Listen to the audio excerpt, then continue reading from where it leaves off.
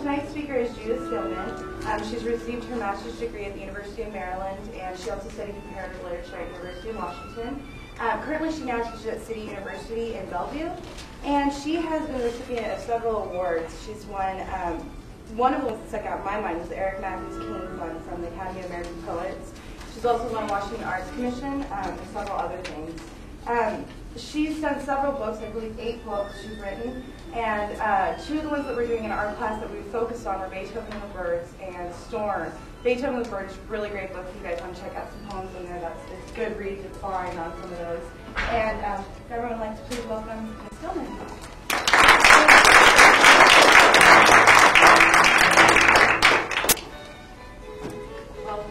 Thank you. What's your name?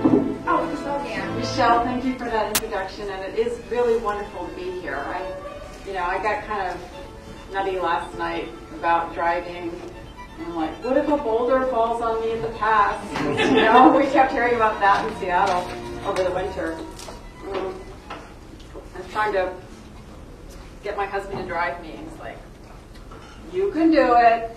So anyway, thanks for inviting me. It was really good for me to, and also it's just a beautiful drive. You come over the pass, and there were dust storms today, and I'd never seen that. And the wind was like shaking the car. So it's been a really exciting day, and I love how interested you guys are in poetry and how many people are here, and I feel very honored to be here. And I've actually lost track if Dan's here. How long is the reading? An hour. Oh my goodness. Well, I'm not going to take that whole hour. Okay, as long as you want. Yeah, I'm going to. I'll read. I have some poems picked out from my new and selected, which is titled Heat Lightning. And then I brought my books. Actually, I'm going to have 10 books as of the fall, if you count, which you should. Sweetbriar, which is a working science book, and Coppelius Certain Digressions is coming out from the same press that did these 2, and these are print on demand, and my experience has been that bookstores do not want to order these because the print on demand it's more expensive for the bookstores. So every so often I'll get a little kind of whack from this publisher saying, you've only sold 45 opalescents, which is really pathetic. But, who cares? I mean, whatever. So I just try to say, I don't want to say to them, well, you're making it kind of hard to sell these books. And I thought what I'd do is go through an order, and in order of the books.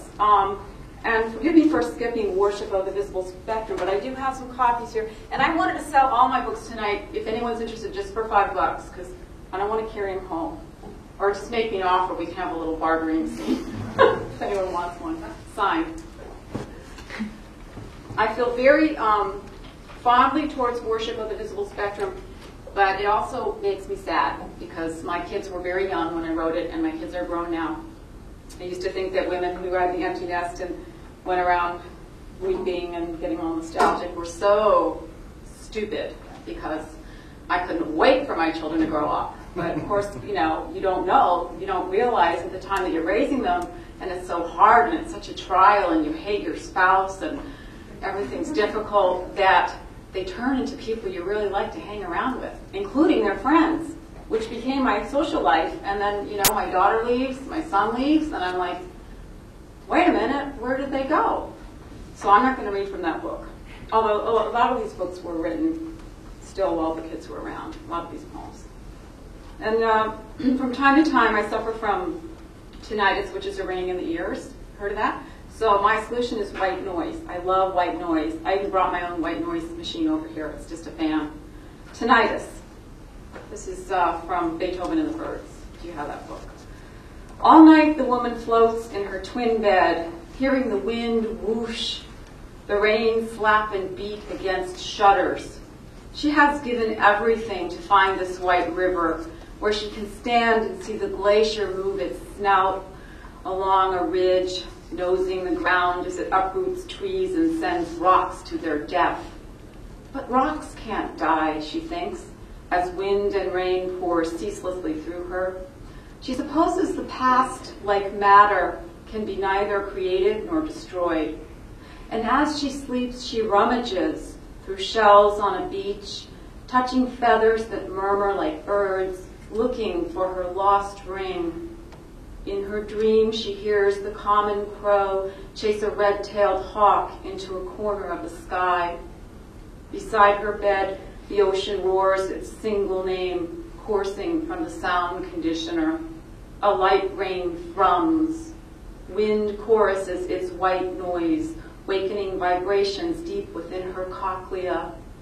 She hears her mother's fine china shiver from a shelf and break.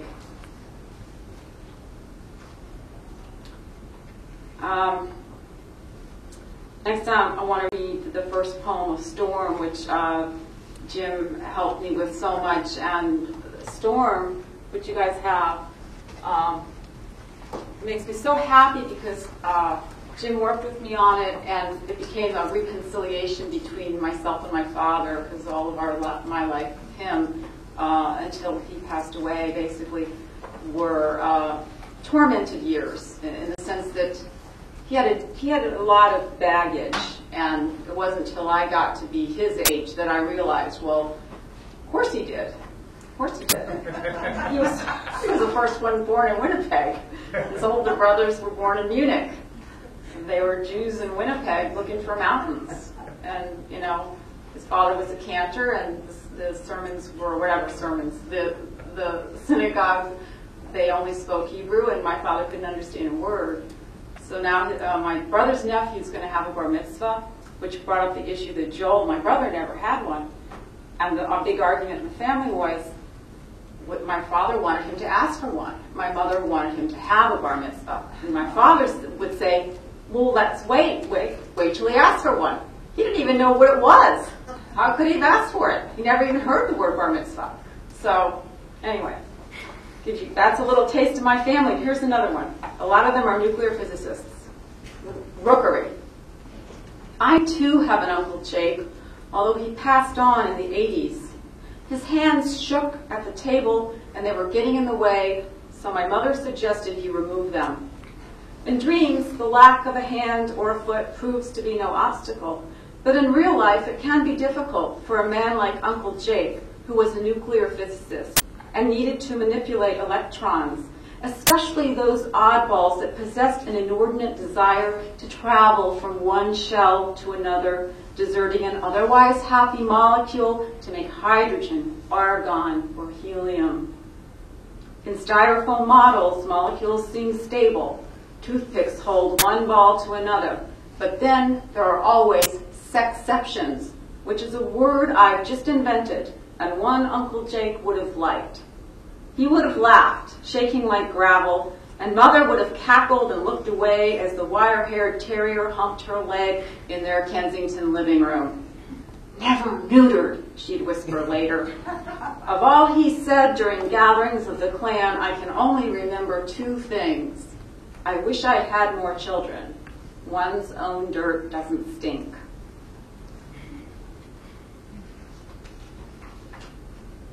I think I'll read another poem from Storm that actually, I don't know, well, this is new and selected, so it's not in the same order here. It was really hard to pick, by the way, from the books, really, really hard. And of course, then I hammered myself afterwards thinking, God, stupid choices. But this is the first inkling I had about the empty nest and the grown children leaving and how you feel about it. And what are we now? And this is May 1st, so we're not far from the title of this poem, which is June. If a grown child departs on her way to an island so thick and green it holds the future, the daisies are impartial. They can see all the way up to heaven, and their white lashes lengthen around plush brocade centers, but they haven't any power over their own lives. He loves me not. Petals stripped back until the center quivers like a spider in a torn web. With the same heady scent, by the hundreds, they develop in slow motion under the searchlight of a full moon. Flowering was never a choice. Eventually, the cottonwood gives in to wind, The girls grow breast buds, and the boys learn bad words. Each year, when the daisies lean into one another as if there were comfort in being part of a crowd, I hear their catty gossip, and I look forward to August, cutting off their dry, shrunken heads with my kitchen shears. Feel a little differently about them now. I've even gotten into gardening a little, which really never thought I would. And yeah, leaning heavily on Storm because it is an important book for me. I'm going to read Ornamental Plum because we do have that going on right now. We have the ornamentals flowering. I guess as a preface to this poem, I could say that our family was somewhat dysfunctional, and what family is not. I've now realized there's dysfunction in every family. You just have to figure out what it is in your original family and then try not to transmit it too much in your new family. But my husband and I were married very young. We were high school sweethearts. Not to say we didn't date other people. It was the 60s. But we had a lot of problems because we were kids raising kids.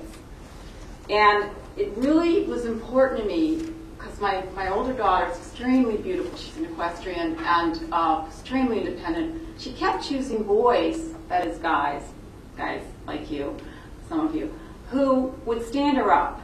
And it was mysterious to me. I was like, Lisa's so pretty. Lisa's so beautiful. How is this happening that she's choosing these guys who are being mean to her and standing her up and not calling? And I went through her pain with her over this, like 5 to 6 to 8 times. And then one day she came to me and she said, Mom, I am going to look for a nice guy. And it was like she'd made a conscious decision to look for a nice guy. And right after that, she met the man who's now her husband, who she went to Chicago to be with, broke our in-state college rule, cost us a hell of a lot of money, but they're very happy together after 4 years of marriage. And probably when I read the poem, you'll say, why'd she say all that? Because that has nothing to do with this poem. But it was the inspiration for it. Ornamental Plum. What was said in anger that day and passed between the two lovers who lie separated by time and distance unravels slowly as this tree does, facing its portion of sky and water.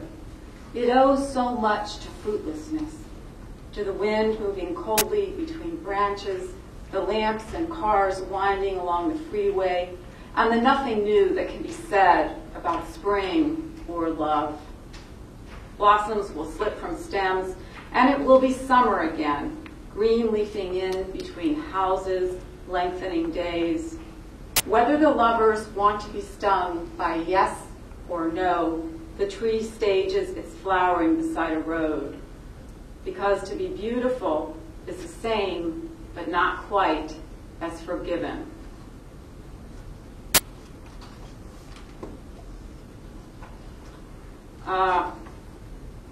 Wisely, I held off from putting this poem about my father. After he passed away, it ended up in Red Town, and Jim, I think, helped me with that decision. A friend of mine also, because it's a really nasty poem. He was already kind of upset about Storm. When Storm came out, he wrote a poem called Storm when my book Storm came out. And it was I should have brought it. It was amazing. He mimicked my poem Storm with a story of his own background, of how when he grew up they were very poor, and he had to give his friend a broken pen for his birthday. And my father was deeply humiliated by that, and kind of his whole life was like trying to make up for something. Until the last 13 years, when he became a capitalist, after being like almost like a communist and socialist, started his own business and made a ton of money. So until the last 13 years, he was an unhappy man, and he cussed a lot. Sad breed. My father meant to be kind when he cussed. His cussing couldn't be helped. The consonants had to come out at breakfast, lunch, and dinner, especially when Mother served his favorite meals, pot roast or veal stew simmered slowly all afternoon over the gas burner. I don't mean to be unkind to my father by calling attention to his disease. Kindness is a difficult thing to measure. It could be that helpfulness is out of order. The wind knocks but doesn't enter, knowing we are better off without its testy breath in our houses. The wild rose scratches at our walls as if it wants to come in, but it would bloody our sheets. Shoes are full of odors and windows rattle, but there was never a man as kind as my father who said shit. That word shit he held on to like a lifeboat in bad weather, a hatless fellow, a short Jewish man hissing. I'm going to move ahead to Laz work, which was a collaboration done with Erica Carter. Some of you know her work. And her work, by the way, she's a wonderful textile artist, is currently at the Yakima Cellars. Is that what it's called, Cellars? And it's beautiful silk organza layered over poems. And she and I began working together in 2003 for the Contemporary Quilt Arts Visual Verse project. And I was very inspired by her work. And I've done a lot of collaborations in terms of like translation and collaborating with a photographer. But collaborating with Erica was wonderful because it still hasn't stopped. We're still kind of dialoguing and going on. And we had a house in Cle Elum for a while, a vacation house. And we felt really bad because we didn't get out there enough. And anyway, things changed. So we sold it. But I wrote this poem there. And Jim, I think, Jim, this is for you because you picked it out for the blurb, so I think you might like it. Women embroider. Above, below, it's all the same to a woman who has deep cleaning left in her bones. The tone of a certain hardwood, the blush of granite.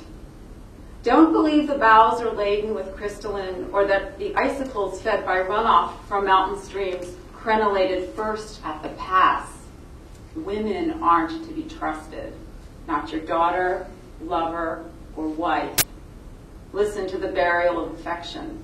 The snow makes its hard line apparent to the firs, driving elk lower, dividing warm from cold.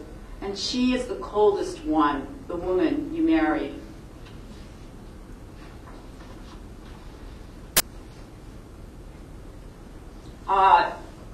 Used to play the violin. I still have my French violin, and I was playing it heavily when I wrote the poems in here. But, you know, things change, and I didn't practice enough, and flagellated myself for that. But then when I would practice, I got really sore. And I have a, quote, hidden disability, which is hidden from everyone but me. I won't spend any time talking about it.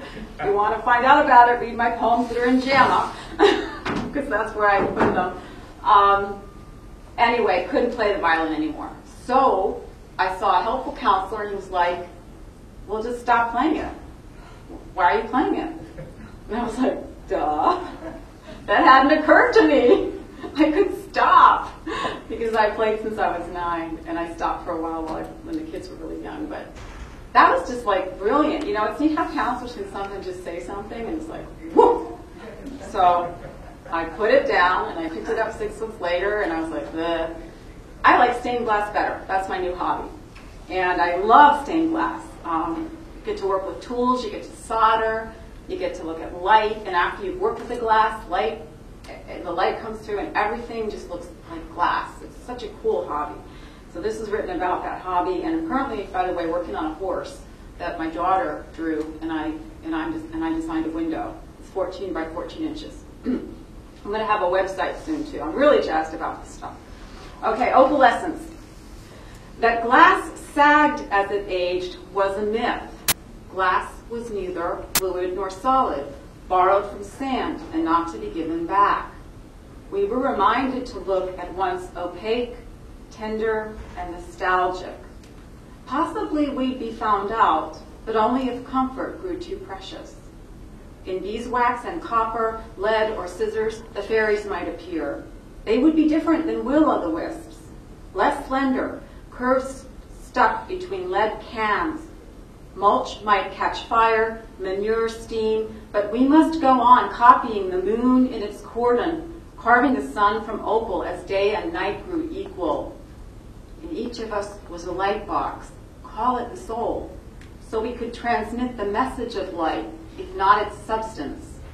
Or we could darken to a cold stare, like a fish swaying close to the surface of these egregious waters.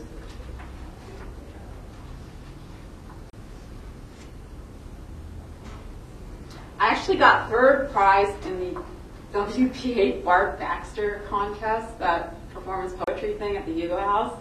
And I was so surprised because I had competed in it 2 years ago and I got knocked out in the first round. But I memorized a poem for the first time in my life. And I'm sorry guys, but I've already forgotten it. Probably can't read it to you without the written page. That's how fast, the short-term memory. But I memorized The Family Goes, and I went up there and I had all these gestures I was doing, the spit of his tail, and anyway, I'll try to put in some gestures. And this poem came from a marriage counseling session. And everyone, by the way, that I showed this poem to during its draft series, when you're working on it, thought it was about them. I gave a copy of my poem. He's like, a poem to my son, and he's like, "Mom, you wrote this poem about me." And I showed it to someone else, and they were in my writing workshop. They were like, "I feel like this is about me." And so I didn't know what to make of it, but at least Northwest Review took it. The first poem they took in 5 years. The Family Goat. I'm going to try it. We like to love him despite the smell of his goatishness. On good days, he stands on the makeshift shed and roars. On bad days, he has eaten whatever it was we were saving for ourselves. This could be indicative of a certain obstreperousness, this tendency to act like a child with the horns that need rubbing but can be rubbed the wrong way. When we bleed as a result of flaying him with our words, the blood runs dark and wet, not orange and dry like Christ's. We like to say, he should know better, even when our condition has never been worse. He is happy to goad us, to become ever more goat-like, to sleep in the green swath between the shed and the masterpiece that was once our home. There a moon came and went, a scentless object no one could touch, until the night he refused the solace of escape and tore certain art objects from the walls. Unlike the elephant who occupied our closet with its spit of a tail, this goat was unable to accept our feverish attempts at affection. Cowed but never cowering, he hid in corners, frayed by wear. His misdeeds multiplied.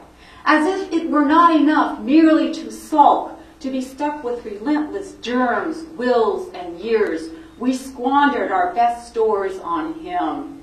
He remained unruly, obstinate, unruly in his refusal to take on the role of middle child, father, husband.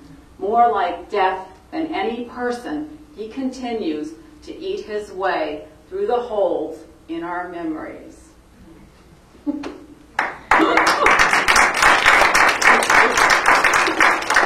That is really hard for me to do. My daughter's into drama, and she's not majoring in it, but she gave me some coaching. She's like, something like, "Just go wild, Mom." That was in the new poems section, and I'm going to read one more new poem from that, and then I'd like to read from this beautiful broadside that, what's your name? Chandra made. And that book is, this poem is from Storm, I think. I'm pretty sure, yeah. And then I want to read a couple newer poems that are in some publications.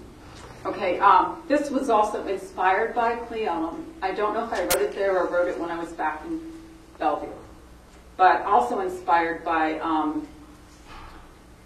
New Rules, the guy who got kicked off of Bill Maher, thank you, who said that women have magpie eyes. They want whatever gleams, like on the Jewelry Channel, whatever shiny. And it was a very sexist comment, and he admitted it, and after that said something nasty about men, like all the comedians do to try to make it even, but I think, and my husband agrees with this, that men have magpie eyes also, because my husband has this Corvette that he's leasing. And what's more expensive? A shiny stone or a vet? Okay, magpie eyes. Whatever shines or is lost like the moon, that yellow, a glint of nostalgia, the train in passing, the bells and cars. What I want is not that. All I've seen is dark as obsidian, friable as sodalite. From Brazil came cross-sections of geode. From my parents came arithmetic, algebra, parameters. From a studio of kitsch, I gunny-sacked diagonal tulips and bridge spans. Whatever shone, I befriended. Coins, diamonds, strands of pearls cultured in freshwater, saltwater. The world was plural. I bought a boucle coat in winter white. What I saw was what I needed. There wasn't time for sleep. Debt rose like water. My husband, the collector, slipped away from me, clutching a pillar, his eyes blue-green. I think it was in peacetime he left, and then it was yesterday, the year of war and wooden nickels. One by one, my charms grew legs, quartz elephant, horse, owl, turtle moving slowly as the earth. That's when I took my butterfly net and walked on up the ridge. I can't tell you what I caught there. It was rare, but not popular enough to keep. So, then in inverse order, because I want to end with the broadside. When I was pregnant with my third child, my dancer daughter, pages of song, I had something that I'd never had before, and I didn't even know the name for it at the time. It was like I couldn't get a deep breath. Like and I wasn't really that pregnant when it started. I was only like 3 or 4 months pregnant. Any of you ever had that symptom where you finally feel like you're going to pass out because you hyperventilate? Well, weirdly enough, some things are so bizarre. It went away from me, but when my daughter was a teenager, she got it. And she also has asthma, which I've never had asthma, although my mother and my grandmother had it. So I never really pursued it in a medical fashion, going to the doctor. I just thought, God, I must really be stressed out. I can't get a deep breath. And I would try, and then finally, it would go away. And anyway, I came on for her really badly, and she has 80% lung capacity. So we took her, she went to the doctor, and he had a name for it. It's called breath hunger. And I thought, God, what a great name. That is so great. And so this poem is for Jocelyn, and it's about Jocelyn, but it's really also, it's about me, because sometimes I think, when she was just starting in me, she gave it to me. Breath hunger. As if she were at altitude, the air thin and cold, a dilution, a lack, the same kind of dread as a death rattle. Mornings, when she ran uphill, the trees were swollen with oxygen. Branches reached toward her, tentacles like the octopus. She was afraid of orange, of what waited on the culvert along the spit in the drowning place. There, below the waterline, etched on steel, was the tell, tidal highs and lows, driven by the full moon. She picked tiny crabs from metal, like berries, held them at arm's length and watched their legs beat, miniature pincers nipping at nothing. Thought she would like to hold the octopus in her mind like a question. There was nothing but the bloating and the taking of all that was not hers. She envied those who could breathe freely, laugh, yawn, call the earth home. Even the cella had its grasp, the claw its largesse. And then everyone says, what's a cella? I should have told you before, but it's a kind of crab. It's another kind. I have a tendency to write about my childhood, and I feel that it's okay. I suppose it could be labeled confessional, but it's a kind of confession that I find that I need to do. And I try to veer away from it whenever I can. But my mother visited recently, and actually she's in Vancouver now. I have a very love-hate relationship with my mother. She's Superwoman. Just can do. I finally figured out why I'm so mad at her. I didn't get her genes. I got my father's genes. And here she is, full of serotonin, got energy enough for 15 of me. I'm like, on Thanksgiving 5 years ago, let's go get new dishes. I'm like, God, I can't even barely cook this turkey. And do you want to get new dishes at the Bon the day before the day of Thanksgiving? And she just drives me crazy. And she's Pollyanna, and everything's okay. And it is for her. It is that way for her, and I have to accept it. And it's not that way for me. So our birthdays happen to be on the same day. I was born, I'm thinking of this because my birthday is next Thursday, and I'll be 52. I'm not going to ever hide my age because, I mean, really, what's the point? You can always tell anyway. But, you know, I was born at 11:54 on 5/4/54, and I weighed 5 pounds 4 ounces. So I have this numerology thing, which is really stupid since I come from a family of physicists and mathematicians, and they would think it was really stupid. But I tried, when I was starting out, I tried to make all my manuscripts 54 pages. And guess what, guys? It worked. So, anyway, this is my mother as a passionate woman. My God, I hope she never sees this poem. She has taken the numbers down from their placards in the immensity of negative space. She has multiplied silence, named units, conferred her degree on the sleepless origins of dawn. She has completed crossword puzzles, found the name of the largest coastal city in Belgium, the Wi-Fi hotspots, and the predatory term. She has reviewed the piano axioms. There is a symmetry to her proverbs, her cackle, her laugh, an ear-splitting exhalation. Exhalation announces the display of her myriad talents, her gifts for giving and taking away. I am lost within the fog of her breath. I take her cough as my own. I'm rendered paralytic beside the vast endowment of her province, her motorized wheelchair. I will purchase her cancer, her surgery, even the cataracts that can't prevent her from driving off into the night like an expensive narcotic. Do you guys have any requests from either of the books that you have? Anything that you want me to read from? Yeah. Myth of the Childhood from Storm. Okay. What page is that on? Do you know? Oh, I can just find it. 15. 15. Okay. Okay. And then I'm probably just going to stop soon, but I do want to read whatever you want me to, and then end with a comment. The Myth of a Childhood. Something small, a lemon comes off in your hand. You pierce thick skin and begin to suck. Blue light stains the foliage of the tropics. Palm, yucca, eucalyptus tighten against the sun, and now your girlfriend's daughter is walking into the garden, turning on a sprinkler. A trickle wets these trees laden with Valencias and grapefruits, heavy as the stones Sisyphus hauled up a mountain out of his love for discipline. The sky, milky and opaque, heat beating in waves from the ground as if a cusp of sun was buried here and wanted now to break out of the earth, extending fissures in every direction.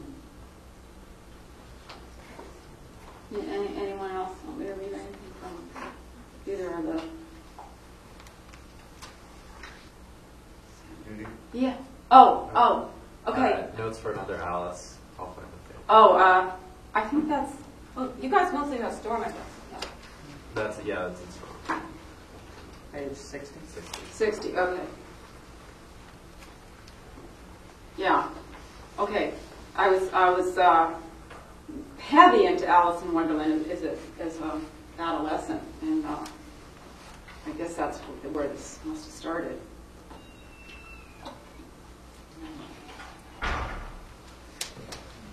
Notes for Another Alice. The ribbon of neck unravels as a child grows by notches against a molding. In order for her to stand up, the house must enlarge. Its occupants are rabbits, mice, and winter flies. Alice is one level removed from arts and letters, so she can talk to herself, taking both sides of the argument in turn. The elbow she leans on prevents a door from opening inward. A heavy ferry door made to contain the force of water. The sound of breaking glass in her house is the same as in ours. Her hair catches in the limited light, and her dress falls in folds of fairy tales, like the archetypal mountain we walk towards, while investing in her ego. The inmates of her house can go round and try the window, but her arm fills it with another view. Her mock breasts are stuffed under frills.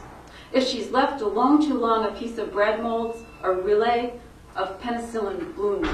Whatever she keeps to herself, it is well to remember there are other arrangements made for the sake of convenience. The squares of her calendar change overnight to white lies. If she stretches and rubs like a cat, her fingers become mushrooms, their swollen tips prelude to a difficult surrender. The spent coals, a cache of spare change or pebbles, an attic of old laundry, none of this will turn to cakes for her sake or ours. If she was never allowed childhood, her pubescent body grown into a woman before her time, then this is how she grows old, by filling the house, sizing lace curtains to flowers, her shoulders lop off on either side.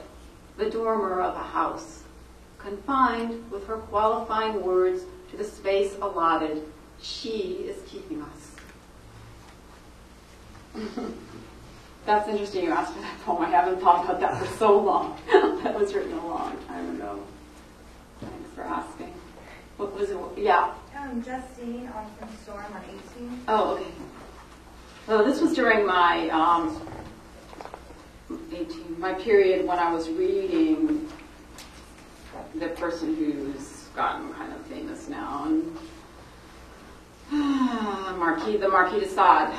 Read some of his stuff. Found it really interesting that he wrote it in prison, and he was exploring really the dark side of humanity and of the person, of the human. And I don't know if you can pass judgment on works like that. You know, they're so S&M, among other things. Justine, maybe his proclivity for work, 7 12-hour days back-to-back, broken only by the warden's knock, and bread and water, sewage backing up in the makeshift hole. Perhaps she was a product of this ugliness more than any other. It could be that captivity fed his imagination, ripened in a Paris prison like a tree heavy with twinned fruit. Plums and apples, the pears that can't be saved, shaped like women's bodies, fallen once and for all into sin for him. And when the light grays, whenever a man and a woman lie like spoons, whispering casual obscenities to one another, his Justine returns from her wood to stand at the barred window on tiptoe, gazing in as if she alone forgave his mind its excesses, its cruel and pathetic fumbling. Her wounds congealed, she stands a long time and leaves no imprint. Maybe she is the only truly scentless creature, woman who became an object, rust-brown stains on her arms and legs. So the warden's dog sleeps on, though it runs faster in its sleep. She's found a way to escape the torturous turns of his mind. She alone is fit to live among the animals, as vast and bad as anything he could have invented.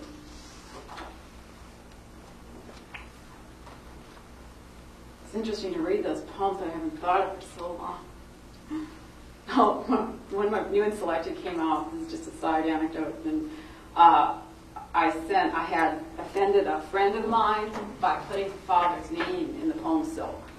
Yeah, of course I won't say who it is. It was a childhood friend, and I haven't really seen her much, but every so often we'll talk. And she let me know, because I sent her, something subconsciously must have been going on for me, because I sent her a draft just when this book was in its 4th revision, its 4th version of proofing. And she called me, and I wasn't home, and then she left a message, she called the next night, she's like, I'm really upset that you put my father's name in this poem. I can't, you can't, this is not okay. And I had to figure out what to do, so I said, well, the book is already pretty much carved in stone. There's not much I can do, but could I change his name? So I changed his name, and that was okay with her. Now, how did I get into that? How did I get into that? So I changed the name, and I totally forget why I went off on that tangent. Remember I said it was an anecdote? Well, there you go. There you go. There was a reason. I'm 52 on Thursday. I'll remember it later. That's what people always say. But any other poems that you want me to read before I make a comment? Okay.